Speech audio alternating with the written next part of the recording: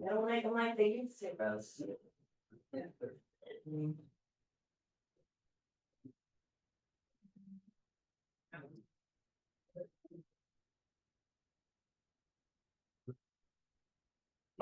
Yeah, decent.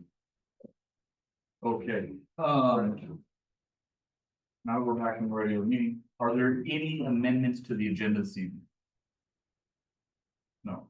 Any conflicts of interest with the amendments? No. Now is time for public comment. Member of the public wishing to speak will be given 3 minutes to speak on non-agenda items. Please approach the podium, state your name for the record. Hi, my name is Carol Myers. I was riding my bike by and I said, oh, council meeting, I get my chance. I live in Wellington West, 3489 Whitetail Circle in Wellington West. We have had our roads paved in years, 10 years, 15 years. It is getting corroded. It is getting dangerous. Last year they came by, they cut the pavements and they marked it with paint and then left. And so when I talked to them next, they said, well, we did a study. And we just don't have any more funds now. And I just wanted to know if there's ever a chance to pay Wellington West. Thank you for your comments. Yeah.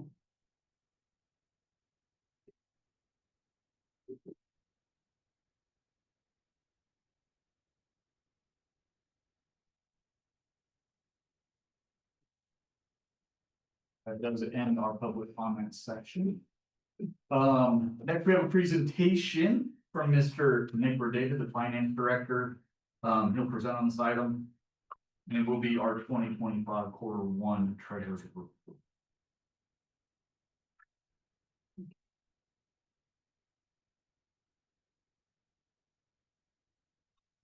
All right, I'm gonna try quicker animation.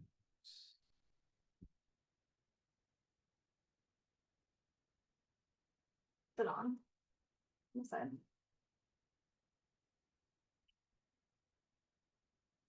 Perfect, very good.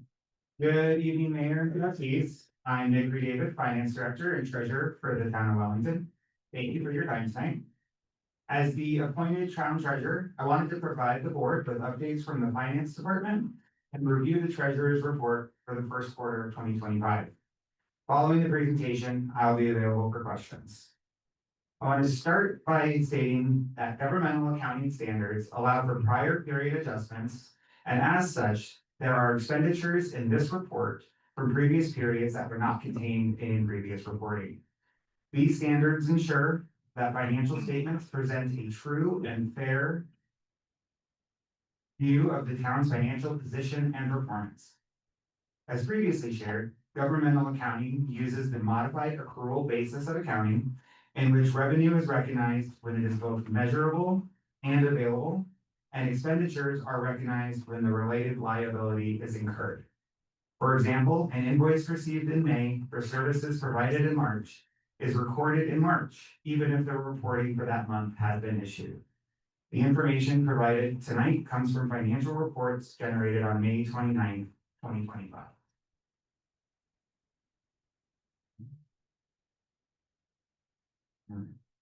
It's an exciting time in the finance department.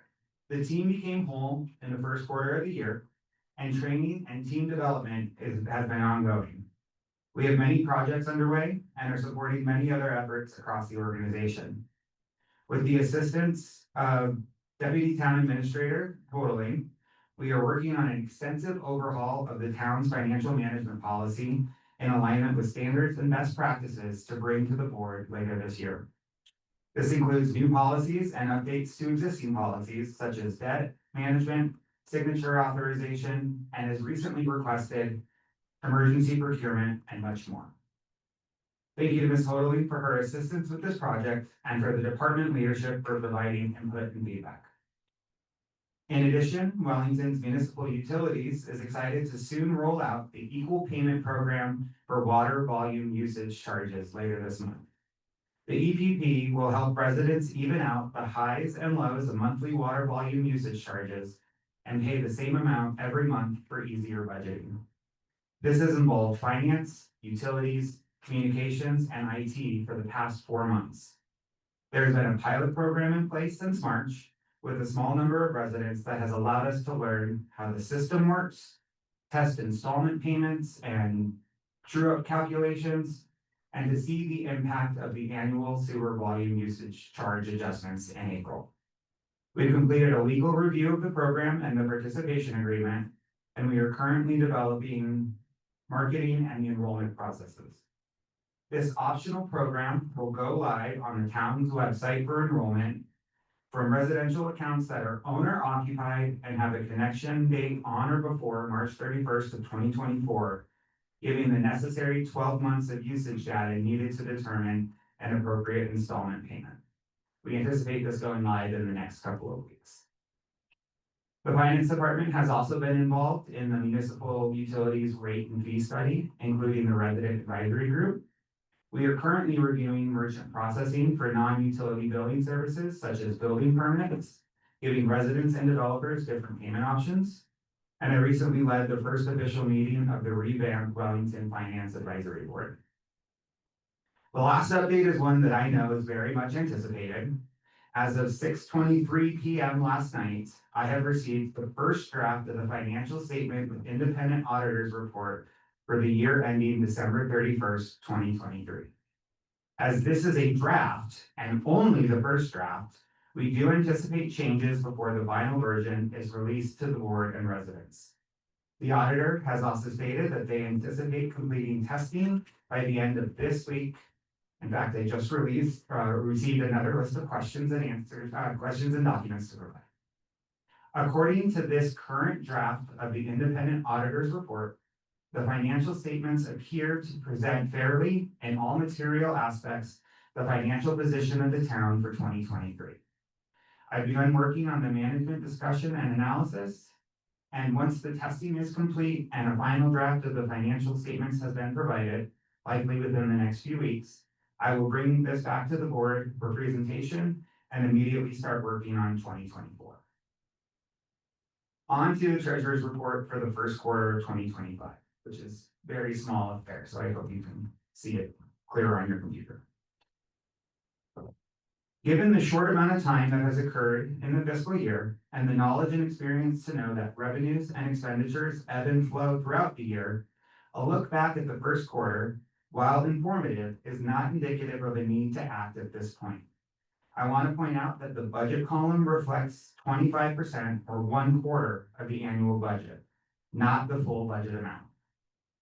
While operating revenues are below budget year to date, this is explained by the delayed property tax revenue, lower water sales during winter months, and timing of tap and raw water fees usually paid later in the year. These revenues will look significantly better in the second quarter as property taxes delayed by the 2022 audit were released by the county treasurer in May, totaling over $2.3 million. Additionally, highway user tax fund revenue that had been delayed was released by the state's Department of Transportation once I was notified and submitted required financial reporting. Operating expenditures are also under budget year to date, largely because many of the significant expenditures that occur later in the year. The water fund's largest operating expense will occur in the fourth quarter, while the drainage fund's payment to the Box Elder Basin Regional Stormwater Authority took place in the second quarter. The mid-year report, which will be used for the 2026 budgeting process, will provide a better outlook for budget performance throughout the year. On the following slide is a breakdown of the categories of operating revenues in each of the governmental funds, general, street, and park. These funds are supported primarily by taxes, property and/or sales and use tax. Again, property tax and HUTF revenues received in May are not reflected in these amounts and will have a large impact on the over or under budget column in the second quarter. I shared that sales tax is one of the town's primary revenue sources, so I wanted to show first quarter sales tax trends over 3 years. The data reflected here are the sales tax generated for retail sales that took place in January, February, and March of each of the respective years. The funds are received by the town in March, April, and May. However, I thought it was important to look at them at the time they were generated to provide insight into retail sales occurring within the town. During the budget process last year, given the current economic conditions and inflation at that time, we projected a 5% decrease in sales tax revenue year over year.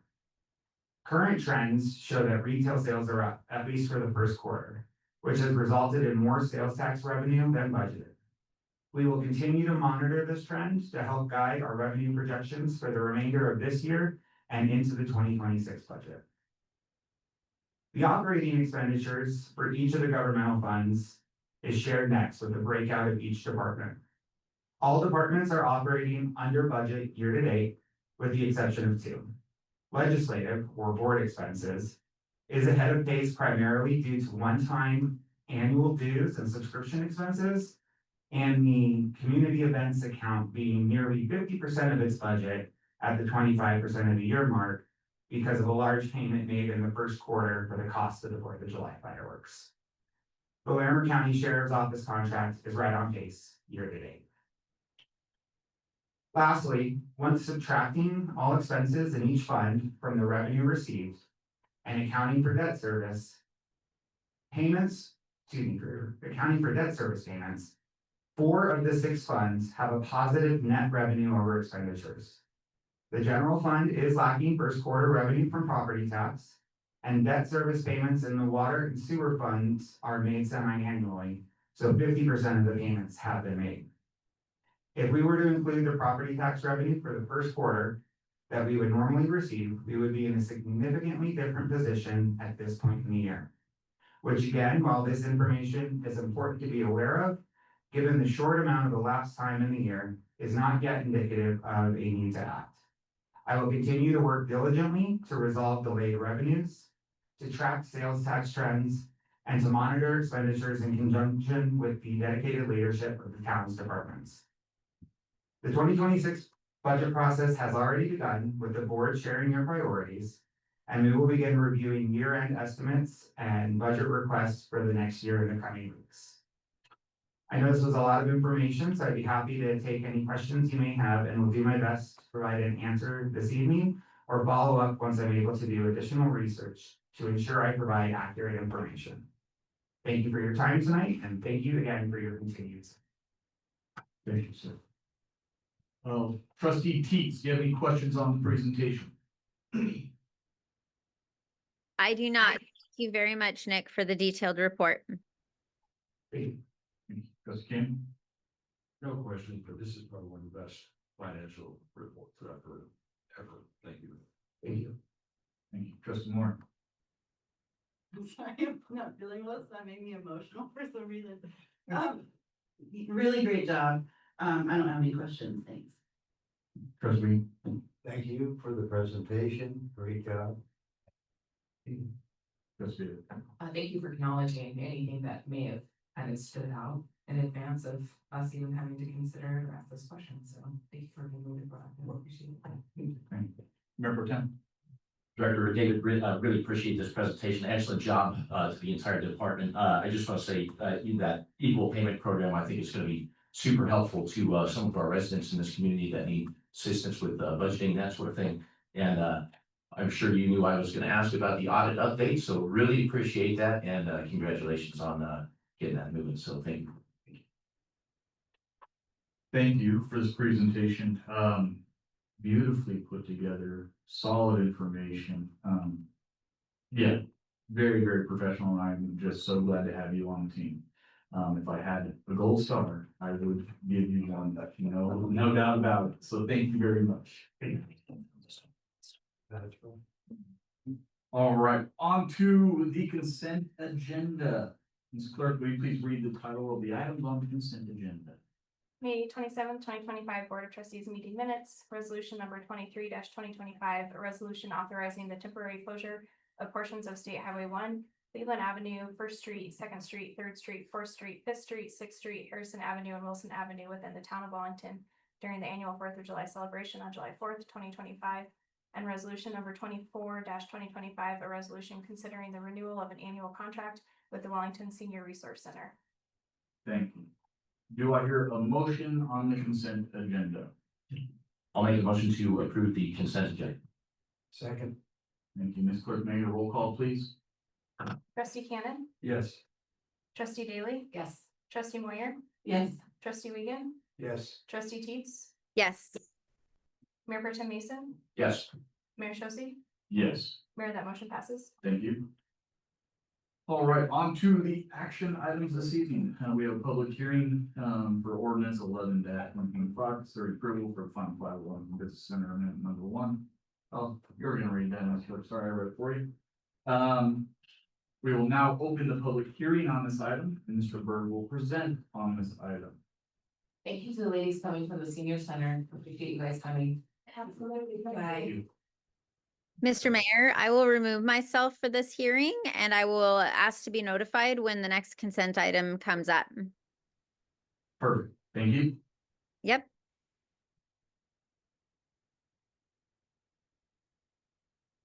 Good evening, Mayor and Trustees. I'm Cody Bird, I'm your planning director. Thank you for being here this evening.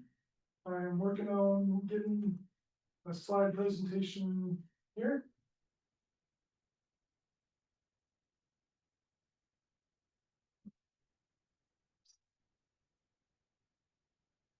There we go. Okay, so I'm gonna share a couple of just housekeeping items tonight as well. This is a public hearing for a final plat. That's a quasi judicial proceeding. As such, as the mayor alluded to, we'll be conducting a public hearing tonight. I'd like to quickly go over the public hearing procedures for that item and acknowledge that this item before the board tonight is presented in two different agenda packet items, which we've done similar in the past. The first item is the public hearing portion of that, where we'll present the information. We'll get a staff introduction. You'll get an opportunity from the applicant if they wanted to share any additional information. And you can ask any clarifying questions. No, don't move into deliberations, but if you want to understand what information was presented, we can clarify those details for you. You'll then open the floor to public comments. Following public comments, you'll close the public hearing, and that will be the end of the first agenda item. The second agenda item will be where you go into your deliberations. You'll evaluate the findings of fact that's considered for review on a final plat. You can have deliberations, including information regarding the ordinance that's in the packet for that second agenda item, development agreement that's proposed for that second item. But we're going to present a lot of that information in the public hearing, so you have a full picture understanding of the development project, and the attendees in the audience or at home would be able to have all the information for that before the board moves into those discussions. Any questions on how the two agenda items are split in your packet? Any questions on public hearing procedures? Okay, then I would like to begin by inviting if there is any ex parte communications, which is communications received outside of the public hearing process, and disclosure of any conflicts of interest, if any. I do want to disclose ex parte communication. I have met with the developer and construction group on this project, outside of not impacting by the plat conversations. Just for why Wellington kind of discussions and those kind of things. The information I learned is nothing above and beyond that's available in the packet currently, and none of those items will impact any of my decisions or have any impact on a plat decision. So I just wanted to disclose that. Thank you.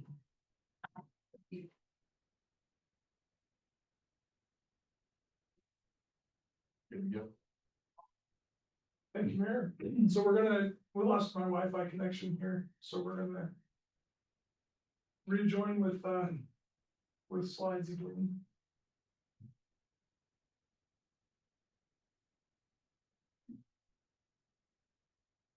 Yeah, I'm still actually on the Wi-Fi. I don't know why it won't recognize it. Thank you, so. Okay, so introducing the site. I'm really pleased to be presenting this project that's been quite a while in the making, with a lot of different stages. But this property is proposed for a commercial development. It's located along the I-25 frontage road on the south end of town, just off of Vine Cup Street. It's part of the Wellington Business Center. That's close to 10 acres in total size. There we go. So a little bit of background on this project. I'll start with the more recent background. I know it's been an even longer time coming. But the planning commission evaluated the site development plan for the commercial development on October 7th of 2024. And at the same time, the planning commission evaluated the preliminary plat for this development. The planning commission approved the site development plan and recommended the preliminary plat be approved. This board considered the preliminary plat and approved the preliminary plat on October 22nd of 2024. Following those preliminary plat approvals and site development plan approval, the applicants continue to work with staff to address the needed changes to look full screen. I got it. Continue to make the changes for the site development plan, utility infrastructure design and coordination, and the final plat drawings. All the requirements of the preliminary plat have been satisfied on the final plat. And the planning commission just met last Monday on June 2nd to conduct a public hearing on the final plat, and the planning commission voted unanimously to forward a recommendation of approval for the final plat drawing. So I won't dwell too long on the plat, but I wanted to put it in the presentation. This is a 2-lot commercial development with anticipated 4 buildings. The buildings will be constructed in phases. And the next slide is a rendering of the proposed project site, which we're really excited for the quality of this proposed project. It'll be a significant addition to the south end of town there, consistent with the architecture and business mix that you see in Wellington Business Center. The first building is anticipated to be approximately 36,000 square feet footprint, and the total project over 95,000 square feet of commercial open space. So a really significant project, a great investment for Wellington. And as I was mentioning, the project is proposed to be developed in phases, as shown on this phasing plan exhibit. This will become a little more impactful when we get into talking about the development agreement for this proposed project. But as part of the public hearing process, we did want to be forthcoming in the details that as exciting as the project is, it will move in pieces. This phase 1 project, it will include some public utility extensions for water and sewer to serve the site. Dry utilities are all provided by the developer. There's also an existing commercial private driveway entrance on the I-25 frontage road. Phase 1, and which is shown as 1A, 1B, 1C here. Those phases can be accommodated with that existing commercial driveway entrance as existing, and CDOT has issued an access permit for that driveway. So phase 1 is covered for that element. You'll see that the development agreement that we're going to discuss here in a little bit does include a requirement for during phase 2 to update that access permit and construct turn lane improvements associated with the vehicle access to the site. So when evaluating the final plat, the Board of Trustees considers the findings for approval that are outlined in the land use code. These are the same findings that the Planning Commission evaluates for a final plat. I won't read every word here, but largely you're looking to make sure that the plat drawing is consistent with the preliminary plat, that it meets the development standards of the town, and that all the technical criteria have been satisfied. Your planning staff, your town engineering staff, public works utilities do a lot of the review for the technical aspects of this. In this particular instance, we also have the added benefit of the applicant presented a site development plan to the Planning Commission that gets even deeper into the details for development, and the Planning Commission evaluated those and approved that site development plan. So a lot of your findings here have been satisfied in other review processes as well. And for the final plat itself, it consists of the drawing. It's a legal document that outlines the property boundaries. It has certifications on there for dedication of right-of-way, utility easements, and things of that nature. Town approvals, Planning Commission certificate, Board of Trustees certificate, place for the mayor to sign. When we did the final review on the final plat drawing, we did identify a few just text changes that need to be cleaned up for signature blocks. There's a duplicate attorney certification, only one of them. So we recommend a few minor changes to the final plat drawing. And based on the timing between planning commission review and board of trustees packet deadlines, those changes couldn't be addressed to put it in your packet tonight, but they are of a very minor nature and non-substantive to the overall approval. We did also ask for clarification. We got comments back from Excel Energy when we referred the plat to them for review. Pretty late in the game, we got their comments back. They met the deadline, but it was the last day, so we were scrambling to figure out how to address their comments. It's minor modifications to the text and cleaning up the town utility easement. Again, non-substantive to the overall plat. It's really more of a utility coordination component, and we feel like we've got a good solution on that. And the designer here in the audience with us tonight has already started making those changes to reflect that need. So again, this is the public hearing portion. I kind of went pretty quickly through this, and there's a lot more supporting information in your agenda packet, including the findings the planning commission evaluated. And we're not doing those deliberations just yet, but I wanted to at least acknowledge that information is in your packet, and I'm happy to respond to any questions regarding the presentation or the packet materials for the public hearings. Trustee King. Mayor Pro Tem. Trustee Moore. Trustee Reed. I appreciate how complete this was. Thank you. Trustee David. No questions, thank you. No questions. Great. I would now like to welcome the applicant of this speak at this time, if they would like.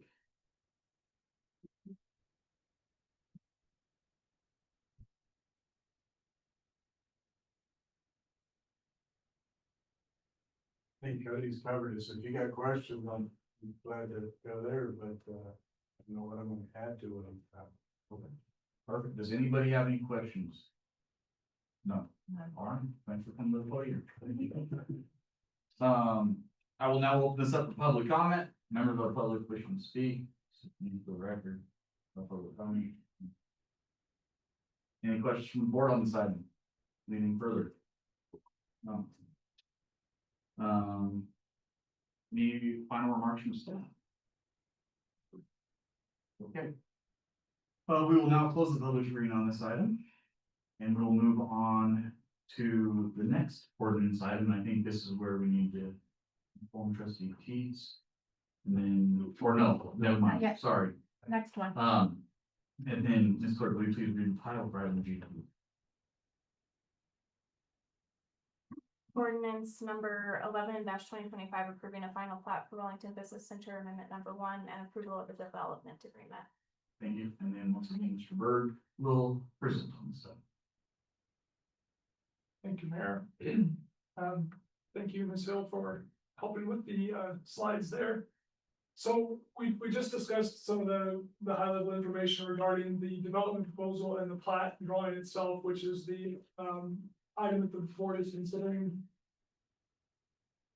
So we've closed the public hearing portion.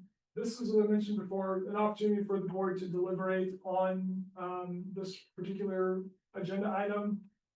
You also need to consider the findings of fact and make some findings there. The planning commission's recommended findings are in the staff reports. You could adopt the planning commission's recommendations, or excuse me, adopt their findings. You could modify those findings, or the board can make your own findings as you see fit. And you just ask that you give us a little bit of context as to the basis for your action on this agenda item. Also included in the staff report is a proposed development agreement. When we plat property for development, we associate it with a development agreement that outlines the typical criteria for constructing public improvements, the details for design, construction details, timing, phasing, exhibits associated with the phasing plan, and costs associated with that public infrastructure. At the end of the agenda item, you will take an action on ordinance number 11-2025 and on the development agreement. Staff has composed that as one motion to accomplish both of those. And depending on the discussion from the board, if you need help modifying that motion, we can certainly help do that. So again, these are your findings for approval. We touched on it a minute ago, and this is part of your consideration for tonight. Here's the final plat, again, it's in your packet, I know it was zoomable, so you can get those details a little easier, and the second page with the signatures on it is in your packet as well. So on this final plat recommendation, the planning commission recommended approval based on, their findings and based on the staff recommendation. The staff recommendation is to approve the final plat and development agreement with a few of those minor changes I described a moment ago, and I'd be happy to answer any questions on those if clarity is needed. I do want to take a moment to dive, unless you have a question, I can pause. I want to dive in a little bit deeper on the development agreement portion of the final plat considerations. As we talked about briefly, there is a phasing plan associated with this, and the development agreement identifies that the phasing plan is the identified path of progress for laying this development out. That phasing plan can be changed as needed, but we did try to build in some flexibility with the 1A, 1B, 1C to work within the constraints of the existing infrastructure and the timing of bringing those product or construction public improvements online. Phase 1 would include the water and sewer lines. Vehicle access is already accomplished in phase 1. Phase 2 would be really primarily the access lane or turn lane for the commercial driveway. This development agreement also contemplates, as all of our development agreements do, a fiscal surety. So the developer is responsible for constructing the public improvements for the project. They do the design, the installation, the permitting, all of those elements. That cost is borne by the developer, 100% to them. The surety for public infrastructure is a dollar amount that's identified, and the applicant, in addition to paying for the construction, also has to front 100% of that cost to the town in the form of a letter of credit, a performance bond, or in this case, the developer's asked for a cash escrow. Pretty small development for the public infrastructure side of things. It just makes more sense for the fluidity to do a cash escrow, and that's acceptable to the town. So 90% of that is released when the town accepts the construction for as being completed, and then 10% is held for a 2-year warranty period on that work. At the end of the warranty period, if the work is accepted as final acceptance for maintenance, the town takes it over and releases the final 10%. Here is your phasing plan, as I mentioned a moment ago, and now I'm going to dive a little bit deeper onto, I touched on it a minute ago, but the phase 1, phase 2 that I mentioned are on this slide. The private improvements, so parking lots, buildings, driveways, landscaping, all the non-potable irrigation system, all of those are things that the developer pays for their development of their own money. They provide all the private utilities, so gas, electric, telecom, all those are provided by the developer. In this instance, I'll go back to one click.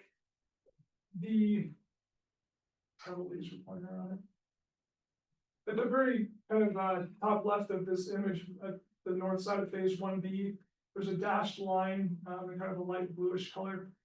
That's a temporary sidewalk. That was an important consideration since phase 1A is near the frontage road, and the later phases won't be constructed initially. We wanted to make sure we could still get pedestrian access and bike access to the businesses in that phase 1. So temporary sidewalk would be constructed and then modified as the future phases came in to make sure it fits the overall plan.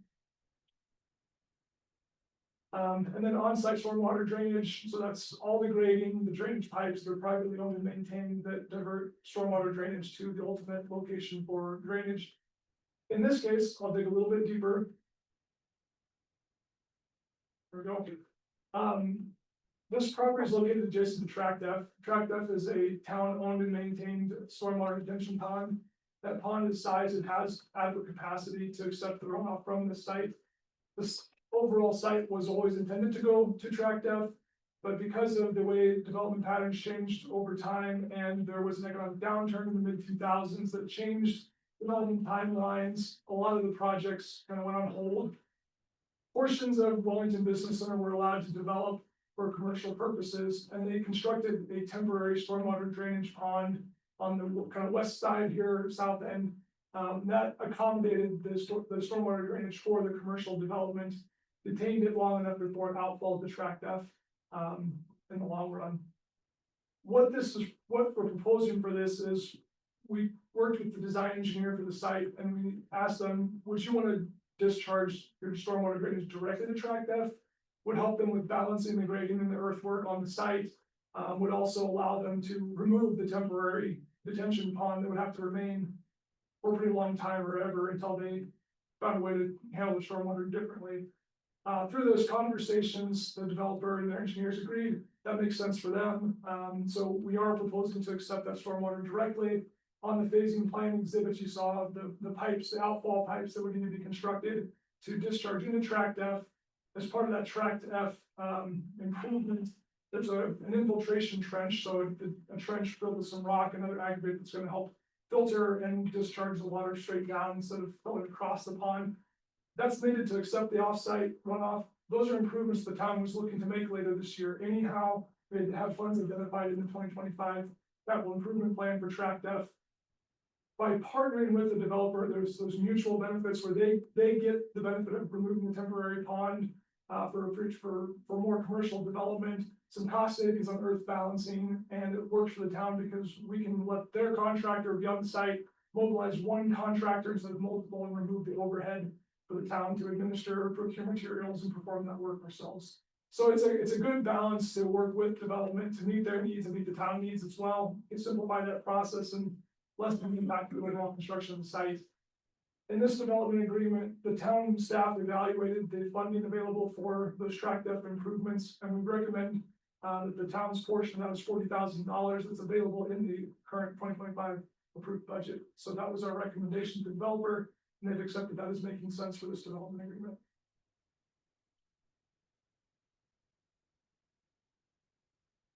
So the last piece I want to touch on for the development agreement. Because the site's proposed to be developed in phases, and typically impact fees are collected one time on a development site with a building permit. But with multiple building permits, and because of the size and type of development here, the buildings are proposed as core and shell. So essentially what that means is the builder, the developer builds the box, and then each tenant space is developed for the individual tenant needs. You can't really anticipate all their needs, so you do it in phases and work with your tenants to meet their floor plan, footprint, finishes, and things like that. What we propose, and we can do this under our existing fee schedule, this isn't any change to any of the fees, it's just a way of thinking about how to spread the cost out so that you can make those individual tenant decisions as they come available. And we wanted to memorialize that in this development agreement so that things don't get missed. So what we've proposed is on the impact fees, they're still gonna pay the standard impact fees for water tap, sewer tap, road impact, all those things. They'll pay it with the building permit. What we've identified is that because raw water is based on demand, and traffic is based on relative impact for the business use, those have variables that we evaluate for each individual tenant. What we've proposed is that the core and shell can't say, well, we don't have to provide any of that. So we've identified on a square foot basis, this is the base level of funding for those impact fees and raw water traffic that the core and shell has to satisfy. And then each individual tenant will be evaluated at the time of tenant finish permit. And if there's a difference in what was provided by the developer for the core and shell and what the tenant needs, that additional increment will be assessed on the tenant finish permit. So this way the town still collects all the impact fees. It's still very equitable. Development's paying for itself, it's paying its own way.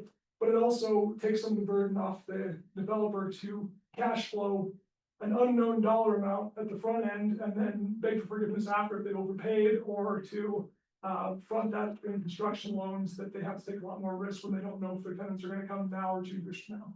So it makes a lot of sense for the town staff, and we just want to memorialize this as part of the agreement.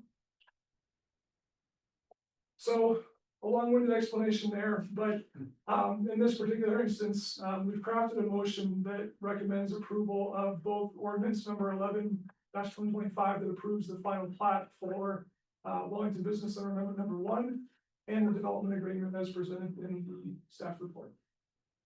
I am happy to answer any questions, and again, I'd invite our developer up here if they have anything to share, if there's any questions that the board can answer. Thank you, sir. Trustee Moore. If I'm counting correctly, phase 1 will bring about 14 possibilities for businesses to come to our area, which is right in line with our strategic plan and focus on economic development, which I'm very excited about. I continue to count through the phases, so I'll be looking forward to those as well. I appreciate the way that the agreement's set up in regards to the impact fees. I think that's really smart and fair. I also, I want to say your last name, but I can't remember it right now. I'm sorry. Cody, thank you, Bird, Mr. Bird. I'm sorry, I'm just not all here. I do appreciate your thorough focus and description on the town's cost sharing included in this development agreement, as well as the detailed description of the town's benefits and the amount we'll pay and where the funds are coming from, and that they're already approved for the cost sharing of this development.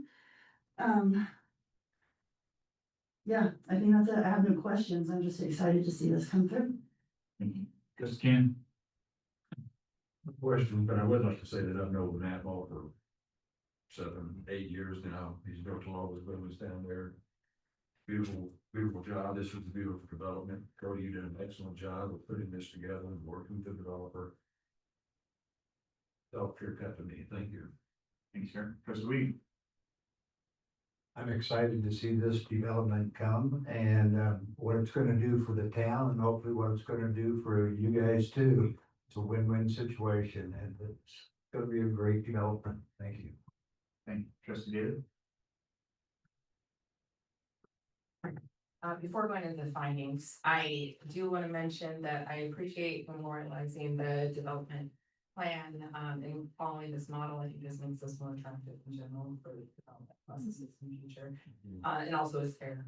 And so I think that is wonderful. Also track F and the plans regarding development for that, I'm fully behind, and I think it's fantastic that we're approaching that. And those are the decisions and shared costs associated with it, or the direction that we went through, the development plan. All great choices. Regarding the findings for approval, within the previous action items, there are findings included from the staff as well as the planning commission. Wholly, I agree with and support all of those findings, specifically on the 3 items regarding the final plat conforms with the preliminary plat, incorporates recommended changes, modifications, and conditions. All of that has been proven and provided ample evidence within the materials that we've received and the presentation received from staff. Additionally, development will substantially comply with the design and development standards that set forth in Article 5 of this code. All of those items have been shown within the packet as providing that information, as well as, again, staff presentation. And to be honest, when looking at landscape buffers and screenings and those kind of things, I am so impressed with your renderings. It looks wonderful, and this is pretty much the first thing that someone sees when driving north and welcoming them into Wellington, is seeing this very well designed and attractive feature and commercial opportunities. So I above and beyond the findings that were found there, all these items that are part of the design and development standards, I think not only did you comply to them, but you probably raised the bar when it comes to what other developments have done. So I appreciate that. Otherwise, technical standards have been met. I feel very confident based with the presentation that we've provided that when it comes to all the technical standards, they have been met.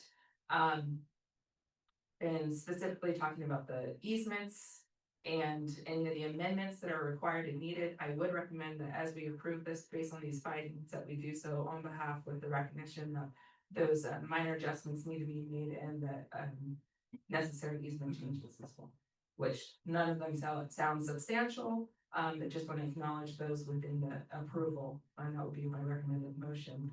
And then everything from the CDOT perspective, based on the documentation here, has been met as well. So based on those findings, I agree with those that are provided in the packet, and then above and beyond that, I wanted to thank you all for your wonderful investment.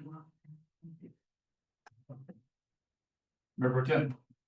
Thank you, Mr. Mayor. Yeah, I just want to say I certainly agree with the findings of approval that were presented by Trustee Daly. And really, guys, I know this has been a long time in the works, but I really appreciate you guys considering Wellington for this development, adding almost 100,000 square feet of commercial property down here. So that's actually really appreciate it. So that's all I got. Thank you for the presentation, Mr. Bird. and thank each and every one of you for your investment in this town and this community and everything you've done.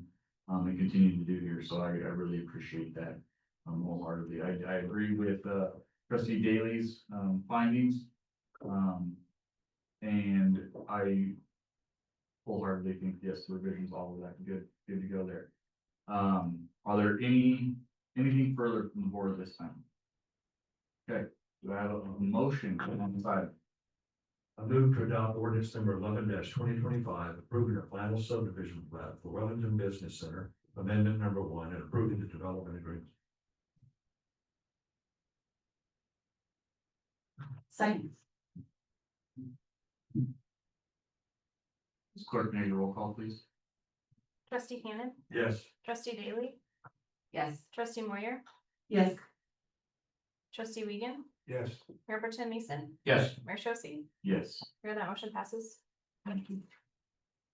Thank you. Sure. Trustee Keats back on.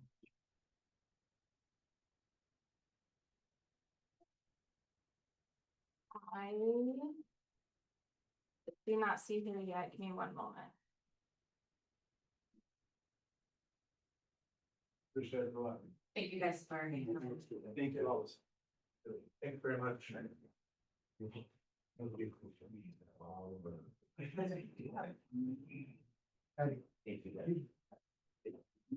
can text her. Yeah, would you have to try to change it?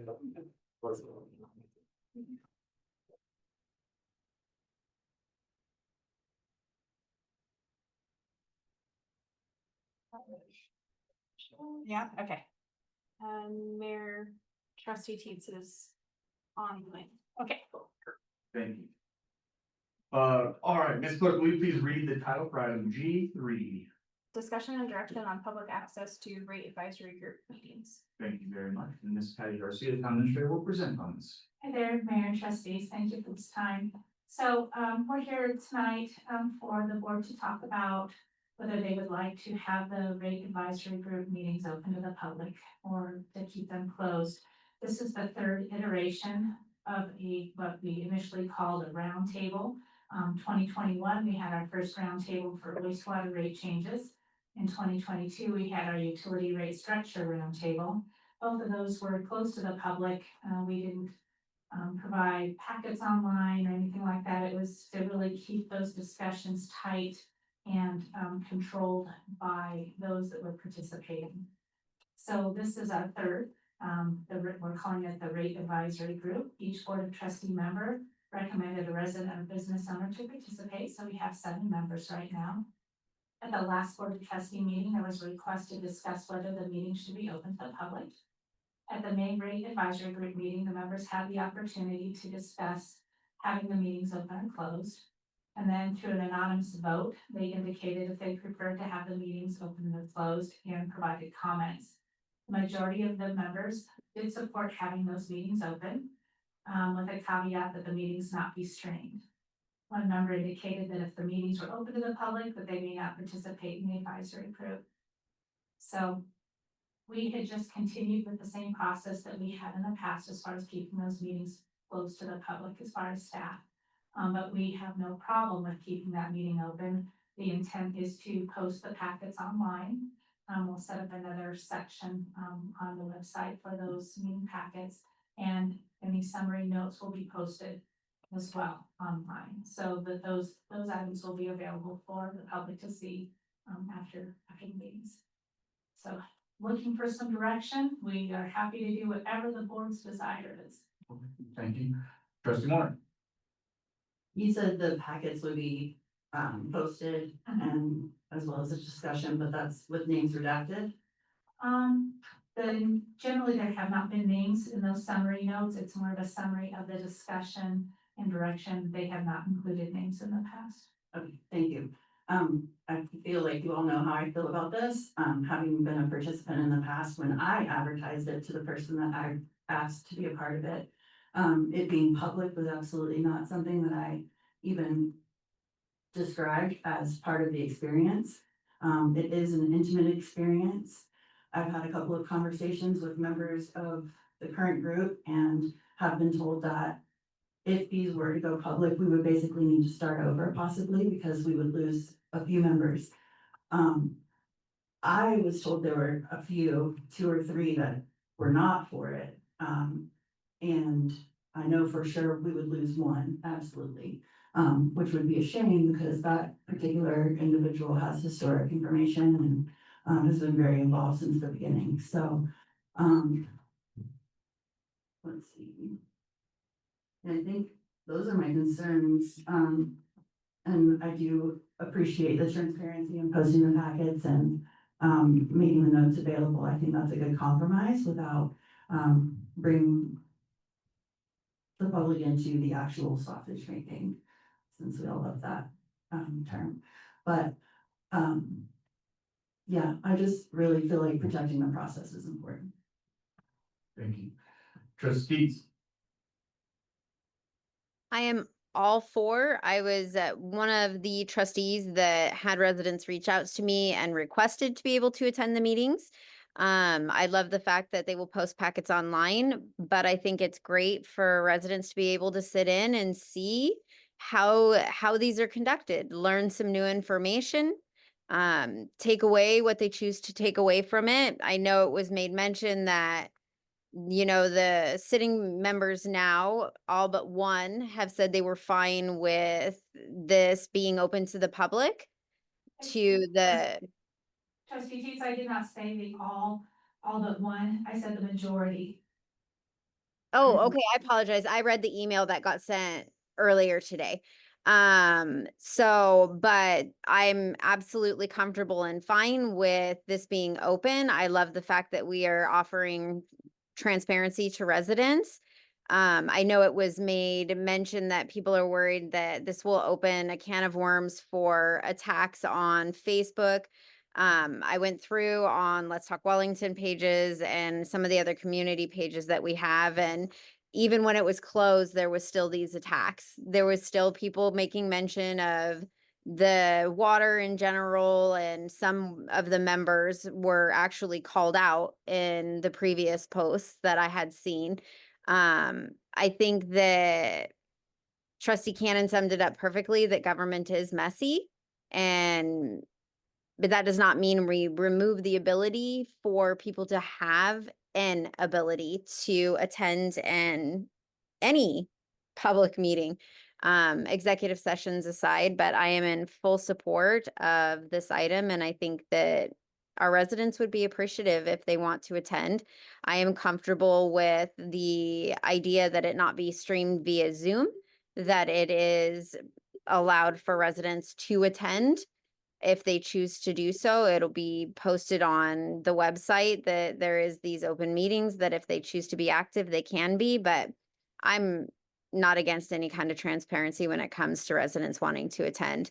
I know we actually lost a member of the committee that wanted to be able to participate, was actually one of the residents that reached out to me and asked if they could attend. But they were notified that if they did not attend the first meeting of the group, that they would not be allowed to participate. So I would love them to have an opportunity, if they have open availability, to be able to attend these meetings anyways. I'd like to clarify some information Trustee Teach just mentioned about a member who was told that if they didn't attend the first meeting, they couldn't participate. The issue was we needed them to participate in at least 3 of the 4 sessions, and this individual could not commit to 3 of the 4 sessions, and that is why he dropped. Thank you. thank you for that clarification. Thank you, Trustee Teets. Trustee Cannon. Thank you. I did 2 weeks ago say that government is messy. Sometimes you just have to let the mess out in front of people to see it. I think there's good arguments on both sides of this question here. On one side, I don't think there's more contentious topic of discussion in Wellington other than water. And it's been a topic of conversation and contention for a lot of years now. I think people are tired and fed up. I think they want to see relief. appreciate Mr. Redavid and, instituting this payment plan for utilities, which will help give some relief. Relief that the town has also created a HUD grant to help out people with this. Water is expensive for us. We're still doing what we can to renegotiate with North Hoover to see if we can't find some better solutions. So on one side of the argument, we've got the call for transparency. There's a group of individuals in our town, and some are more vocal than others, but the call for transparency is their way of saying, we want to know what's going on. We don't want to see, behind closed doors, coming up with recommendations. Transparency does a couple of things. First of all, it builds trust in the community. If they feel that the residents feel that the government is honest and open, they're likely to trust that government more. But I would point out that transparency is not an absolute. We have state statutes, we have case law, that also says that elected boards like us have the right to close the door at times. In fact, we started this session today at 6 o'clock with a closed door session. The reason being is that those kind of discussions get out in the public, you could lose taxpayer revenue, you could lose opportunities that come up. You could reveal parts of negotiations which are critical to a community's success. And you can take transparency too far as well. What this rate advisory group is basically a staff meeting with a consultant, Reptiles. And we've elected 7 members of the community into that to give input to staff and to Reptiles to help shape a recommendation to this board, who this board is the policy decision makers. And in this board, in an open session, we discuss this and make a recommendation on an ordinance and movement. So on the one side, I can see that, we don't want threats being made, and I follow social media too, and there's most people just sound off, but there are some people that actually start naming people and start shaming them and so forth, and that's just bad. We should be a nicer community than that. On the other side, as far as well, I think I've said both sides. One side is to keep it internal and closed, just like we have the past 2 times. The other way is to have it open. As I said 2 weeks ago, I have no problem if it's an open session. I have no problem if it's a closed session. But to be honest with you, I think in this circumstance, it should be open. But I would not want it to be live streamed. Thank you. Thank you, sir. Trustee Wiegand.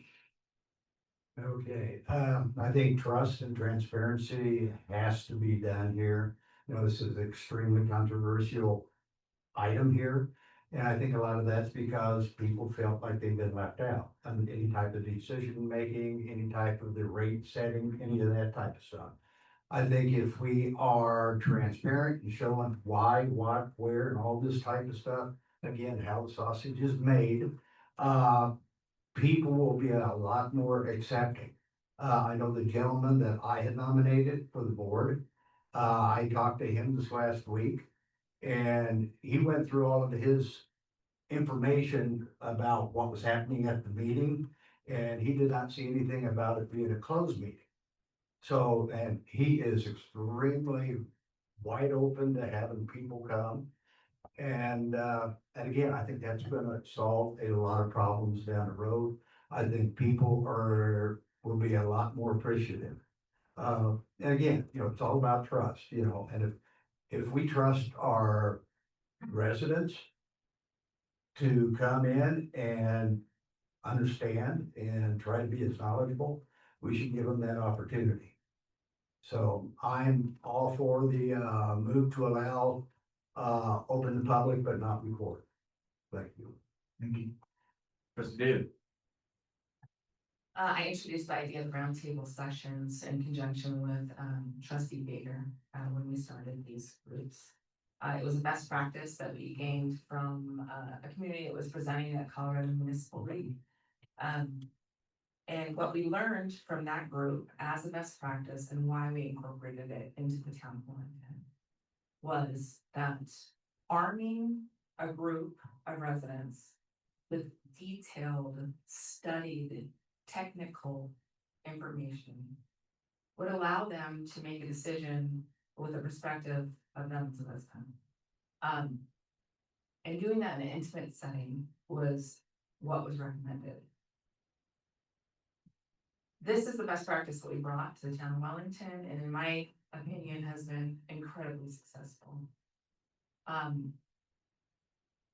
If these meetings were public and open, there is absolutely exploitation that will occur against the members. Things that they say, comment about, have the opportunity to change their minds about, will be exploited. The comments they made will be taken out of context. And they will be sad that they ever even considered volunteering for the town of Wellington and undertaking this incredibly intensive process. I know 100% that this will happen because I know the drivers of why this question is being asked. And I think that it is a shame.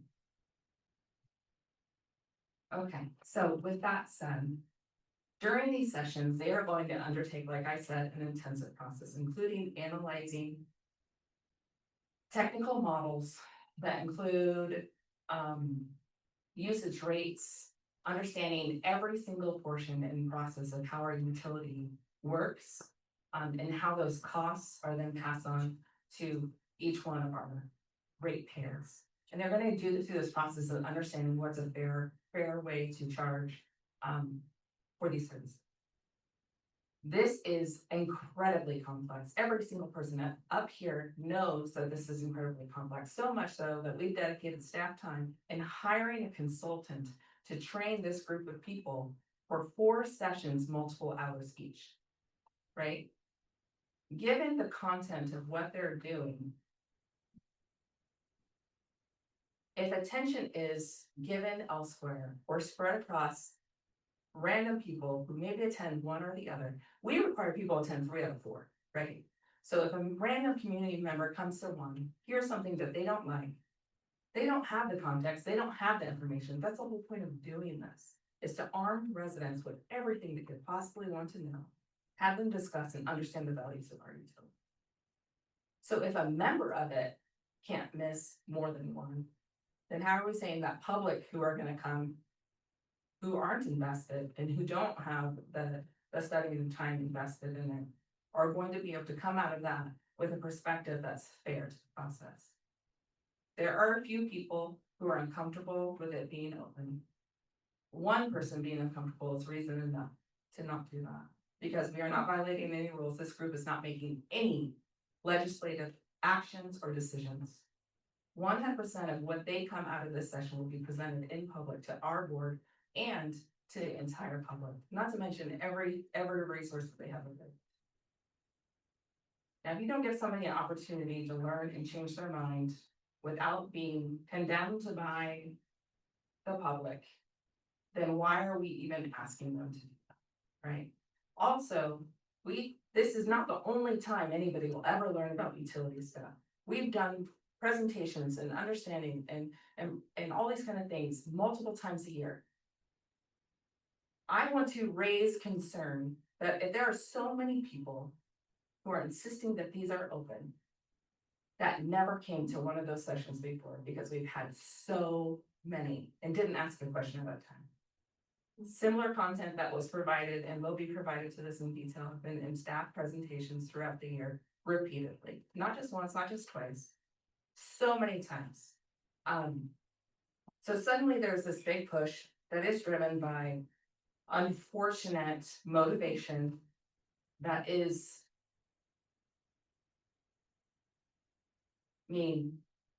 to do this push on it when people have the opportunity to learn this any other way. And we have an opportunity to do it in a way that welcomes the audience and is good for that type of atmosphere. So if we want to make sure everybody has information, we should do it in a method that is available and supports a larger audience. Otherwise, these need to be closed. And if we're not willing to let them be closed, then we need to absolve this concept anyway and just do a town hall. Thanks. Member Pro Tem. Thank you, Mr. Mayor. Yeah, I agree with trustee Cannon in the sense that, I certainly could go both ways with this, but I think what is most disappointing is, we did advertise these as not being open to the public, and certainly the selection of folks that, everybody appointed to this group, I, I do believe we are gonna lose one member if we do go ahead and open these up. I think that's unfortunate because as trustee Moyer mentioned, that person is extremely knowledgeable on this particular topic. So I just wanted to say a couple things here. Obviously, there's been some comments that this is somehow a decision making entity, or that this would somehow, this is not a decision making body, right? What this group is designed to come to the table with some ideas that they eventually will present to the board, where we're gonna have to make a decision on those possibilities or not on those possibilities. And really, it's an input group for us to help make an educated decision. So I want to be very clear, it's not a decision-making entity, and it would not be a violation of open meetings laws if these were not to be open. And again, we've done that in the past where these have not been open. Now, I appreciate the call for transparency. Based off some of the comments that we've received from the public, a survey of the rate advisory group members, in which I think a majority of them basically said, well, yeah, sure, let's have them open to the public, but not recorded or live streamed, as well as some discussion I've had with public works staff where they basically said, okay, yeah, we can make this happen. But I do think it's going to be unfortunate that I don't think people will be as transparent with what they bring to the table. I think certain things are going to get held back. And again, if we lose a member in that regard, I think that would be very unfortunate as well. So our advertisement of this up front, if it was going to be open, we should have done that from the beginning, but here we are making a 11th hour decision on something that I think is really could, as I said, I could go either way. So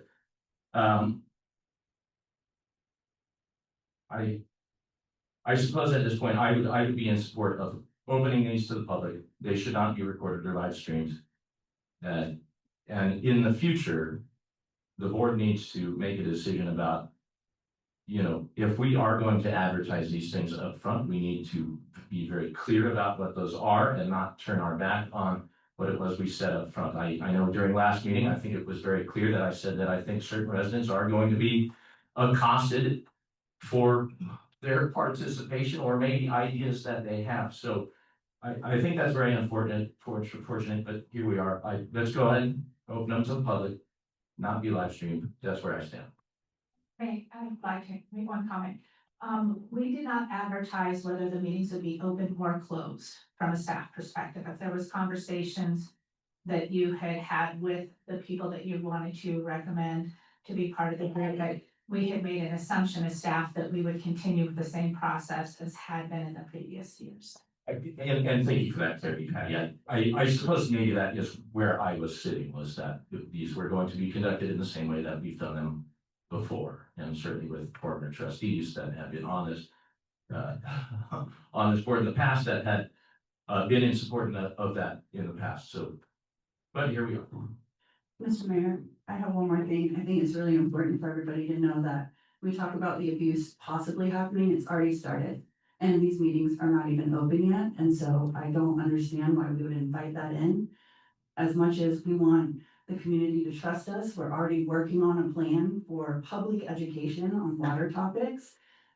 This is not the venue for public education. This is an intimate process where people come from a place of telling their stories and using their lived experience to inform their decision-making, their recommendations. So I ask us, what about the people that we appointed to, and what about their trust in us and trust in the process?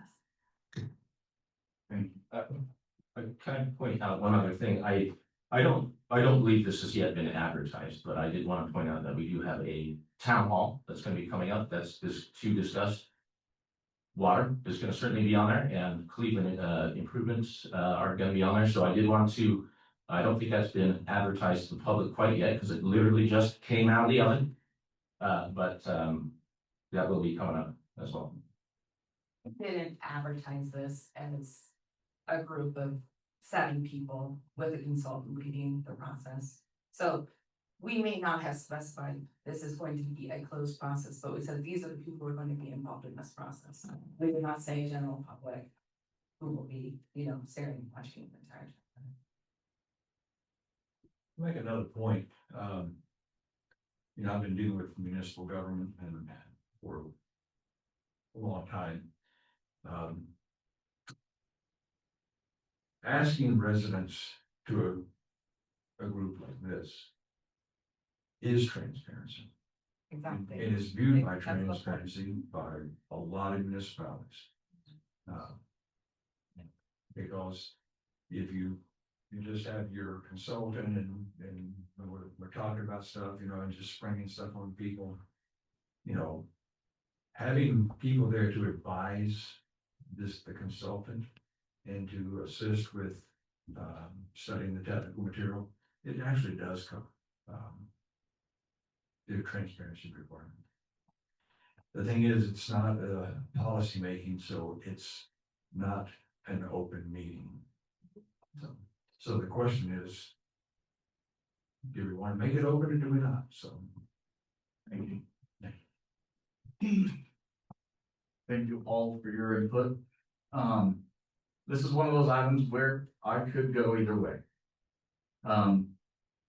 With the feedback from the people that filled out their, survey.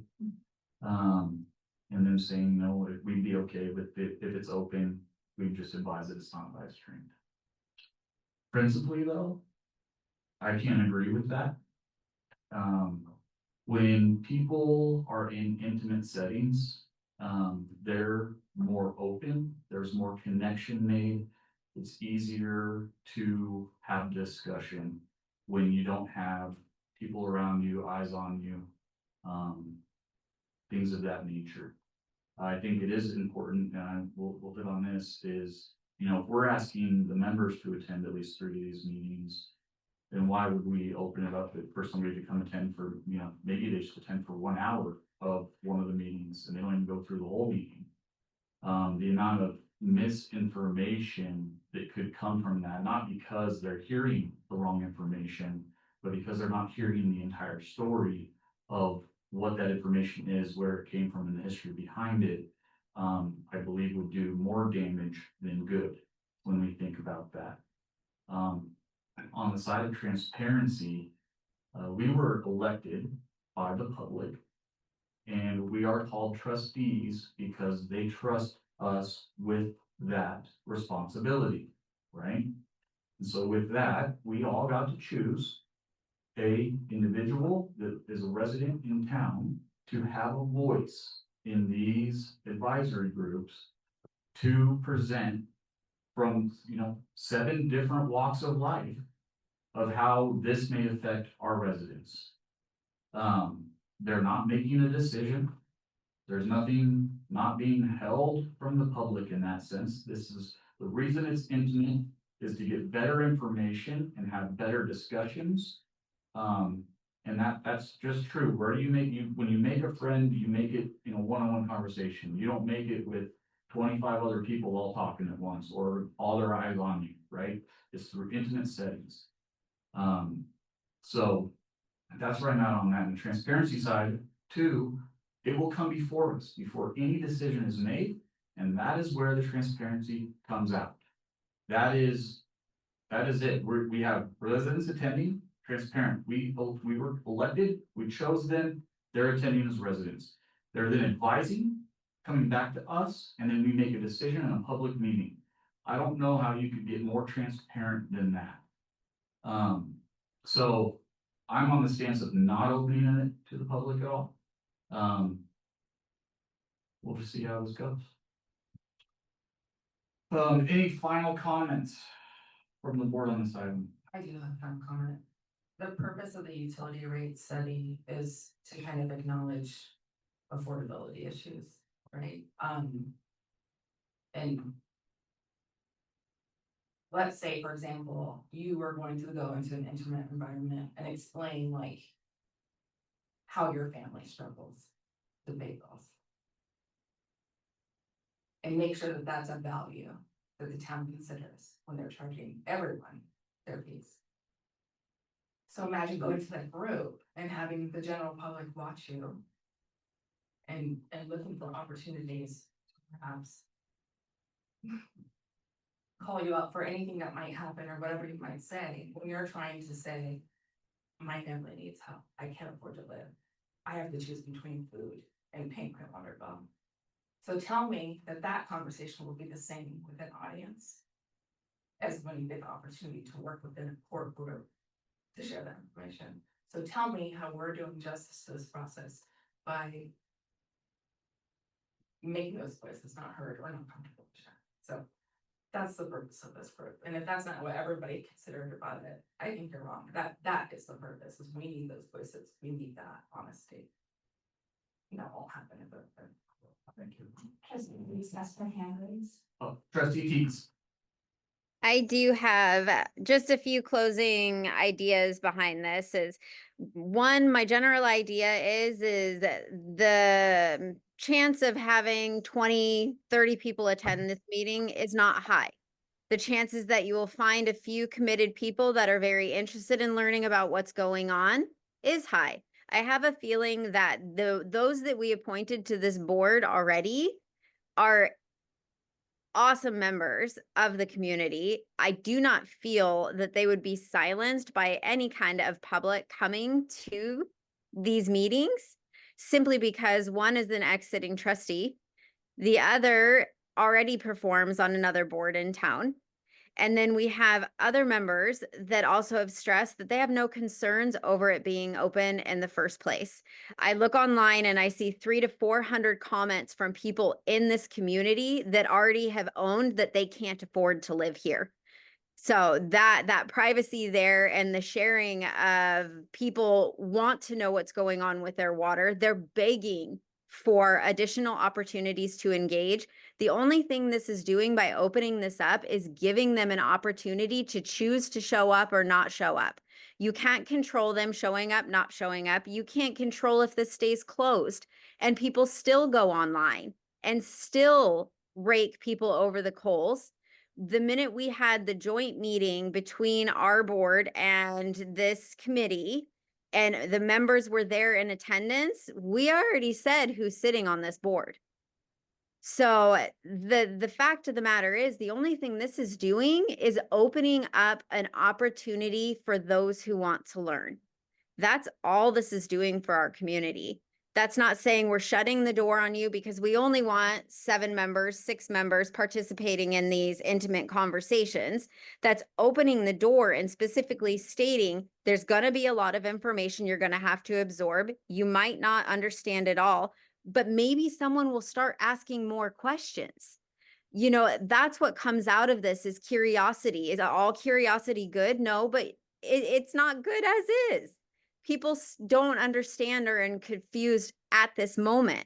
But if you have an ability to say, hey, did you know you can attend this meeting at this time? If you really genuinely want to know, it's open to you to go and attend. Closing the door does not provide us that opportunity to say, hey, I've got another chance for you to learn. That was what this was about. And that's what I kind of grasped. It wasn't ill intent of the people actually that have requested this to be open. I don't feel there's any ill intent by the group of people that have asked to participate, because one still wants to sit and learn, and we invited him to sit on this committee. He just didn't have a day available, and wasn't 3 out of the 4 meetings weren't available. So I don't want to close the door on residents learning more is my catch behind that. If they want to sit in, they want to take their time, fantastic. We're leaving that choice to them, to our residents, the people who elected us to be here, a chance to learn. I can't see how that can be perceived as someone insinuating that anyone wants to come to this meeting to create ill intent. I think it's insultive to our residents, honestly. I just want to say one thing. I'm sorry, this really will be the last one. I know, I'm sorry. I think that calling out one individual saying that they agreed, they sit on other boards. They agreed to be in that public space and have those discussions viewed by anyone who wants to. But by agreeing to be a part of this process, this individual knows this process well and has participated in the past and signed up and said yes, because they, in good faith, believed that it was going to operate the same as everything else. So I don't think saying that this person is on another board and that's an excuse to let them be viewed during this intimate process. Thank you. Trustee Keenan. Yes, first of all, I appreciate everyone taking the time, and, like I said, I'm okay either way, but I welcome the opportunity to hear people's viewpoints. And, when is the first rate advisory group meeting? First one happened. The next one is, have it here, hold on. I need to type it in and then my book. June 24th. Thank you, June 24th. June 20th.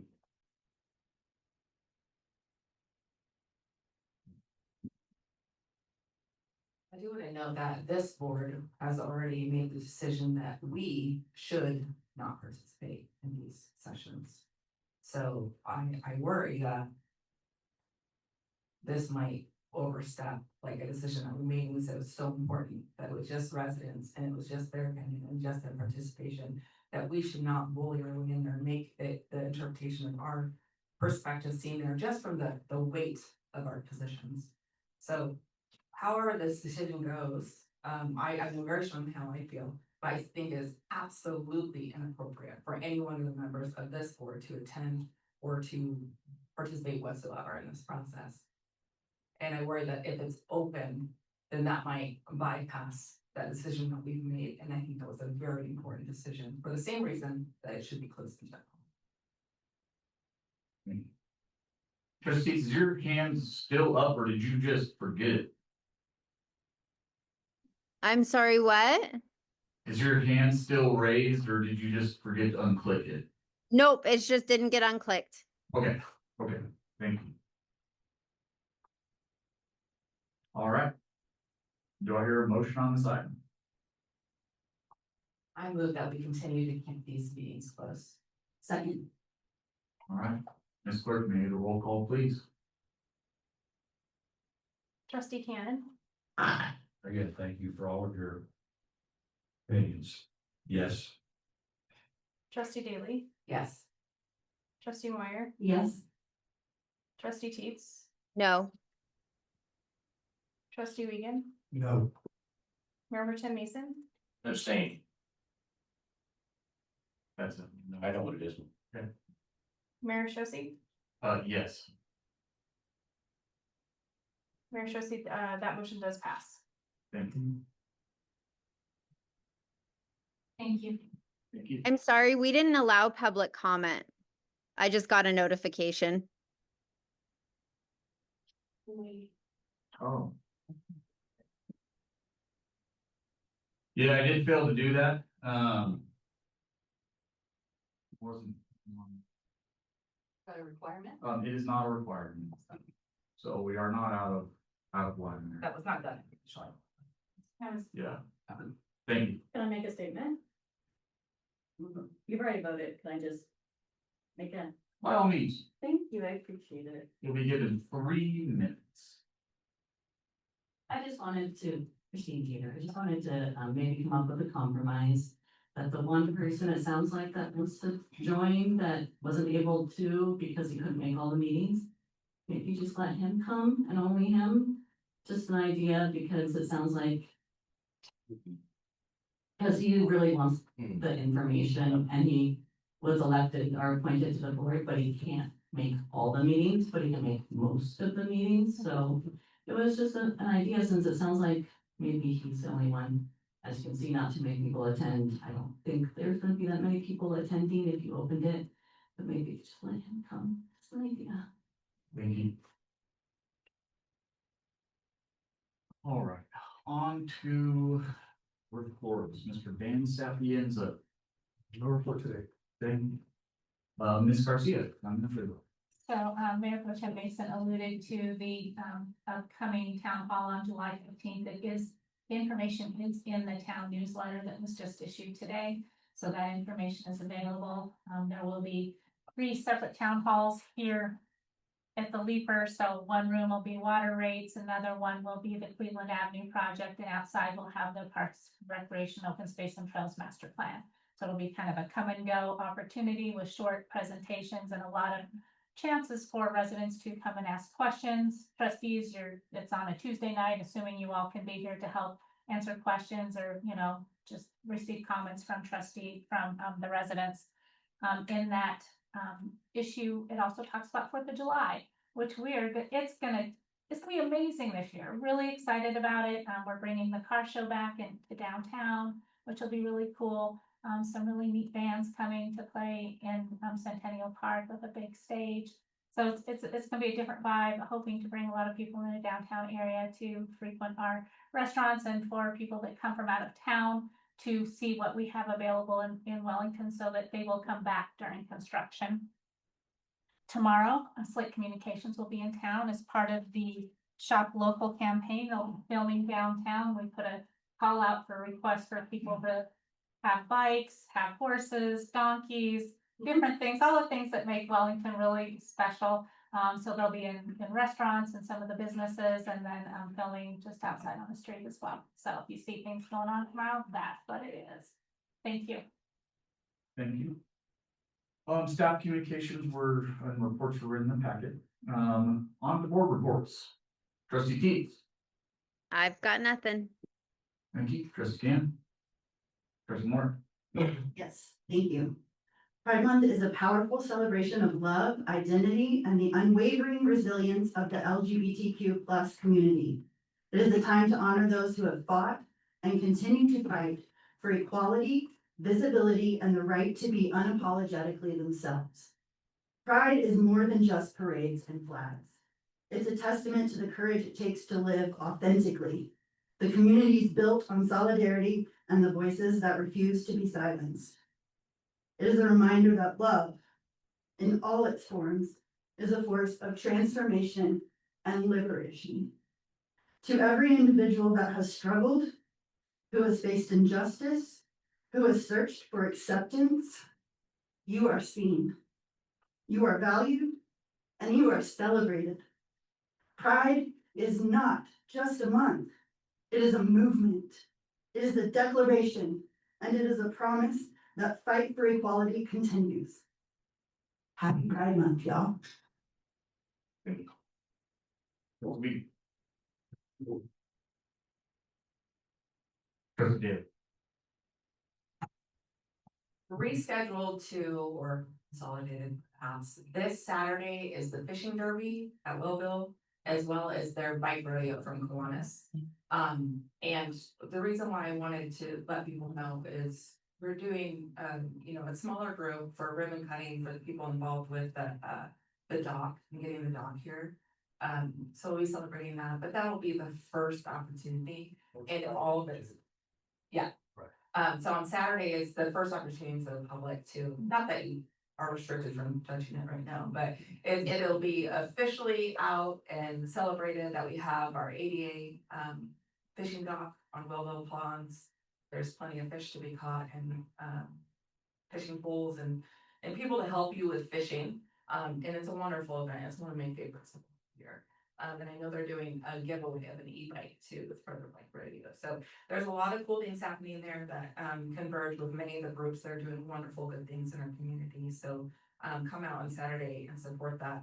Also, regarding the filming that's occurring tomorrow, there's actually a schedule out there, so if you want to be spotted.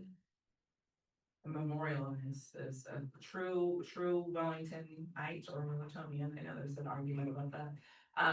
Get it on film. And look at the schedule for the Wellington, Colorado Main Street program to know where to be and when. So I'll try to make a couple appearances with my double donkey.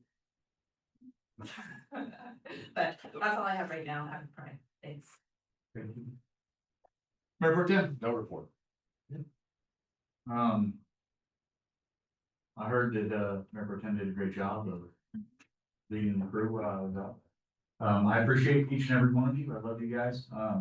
We're all different. We're all unique in our own ways, and that's what makes us great as a group. So appreciate you guys. Thank you, town, staff, and everybody. That's all I got. All right, having no further business, do I hear a motion to adjourn? Sorry. You saying that there's no meeting? Second of the third. Right, June 24th. Yeah, see you now. There's no. Yep. All in favor? Aye. Aye. Having no further business, I adjourn regular meeting at 8:25 p.m.